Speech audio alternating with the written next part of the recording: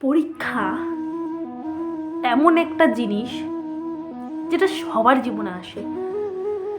তো জাস্ট হেডিংটা আমি বললাম, তার আগে আমি বলি এটা হলো শ্রীকৃষ্ণের একটা বাণী।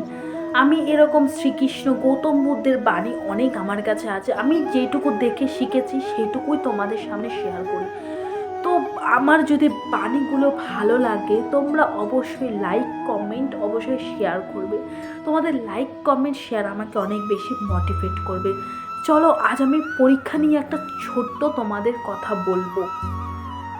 পরীক্ষা যেটা সবার জীবনে আসে, সে বড় হোক ছোট হোক সবার জীবনেই কিন্তু পরীক্ষা আছে। তো তোমরা একটু বাল্যকালের কথা ভাবো।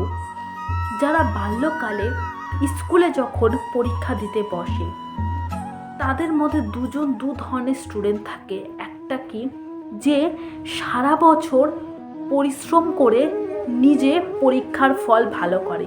আরেকজন কি, যে সেই পরীক্ষার হলে বসে চারিপাশ থেকে দেখে দেখে নিজের পরীক্ষার ফল ভালো করে।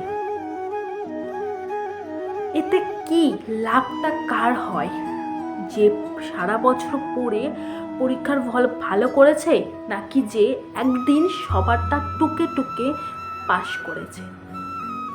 তো কার পরীক্ষার ফল ভালো হয়? হ্যাঁ, অবশ্যই তোমরা বলবে দুজনেই তো পাশ করেছি, এর মধ্যে পার্থক্যটা কি? হ্যাঁ, পার্থক্য অনেক। যে সারা বছর পড়েছে সে নিশ্চয় অনেক জ্ঞান অর্জন করেছে, সে পরীক্ষায় পাশ করার সাথে সাথে কিন্তু অনেক জ্ঞান অর্জন করেছে। কিন্তু যে পরীক্ষার হলে শুধু টুকে টুকে পাশ করেছে সে কিন্তু 1%ও জ্ঞান অর্জন করেনি। এই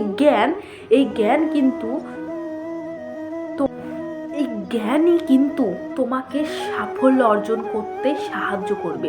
ওই টুকে টুকে পাশ করে কিন্তু কখনোই তুমি সাফল্য অর্জন করতে পারবে না। তুমি যদি সেই জ্ঞান অর্জন করে থাকো তবেই সাফল্য অর্জন করবে। যদি সাফল্য অর্জন করতে যাও তবে জ্ঞান দরকার। তাহলে কি দুটোর ওপর নির্ভরশীল। যে টুকে টুকে পাশ করেছে তার কাছে তো জ্ঞানই নেই। জ্ঞান ছাড়া সাফল্য অর্জন করবে কিভাবে? সাফল্য অর্জন করলেও তার কাছে তো কোনো জ্ঞান নেই। তাহলে কোনটা ভালো? বরঞ্চ জ্ঞান অর্জন করে সাফল্য অর্জন করা।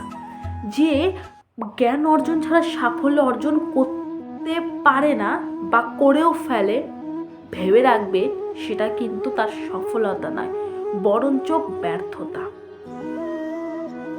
তো পরীক্ষা যেমন বাল্যকালে আছে তেমনই আমাদের মানব জীবনে আমরা বড় হয়ে অনেক পরীক্ষার সম্মুখীন হই।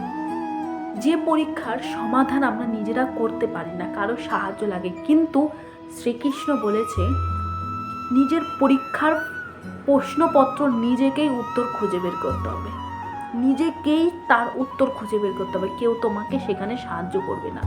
জীবনে সাফল্য অর্জন করা হোক, জীবনে চলতে গেলে কখনো যদি প্রশ্ন আসে সামনে তাহলে তার সমাধান তুমি নিজেই করবে। কারো সাহায্য তখনই নেবে যখন তুমি পারবে না।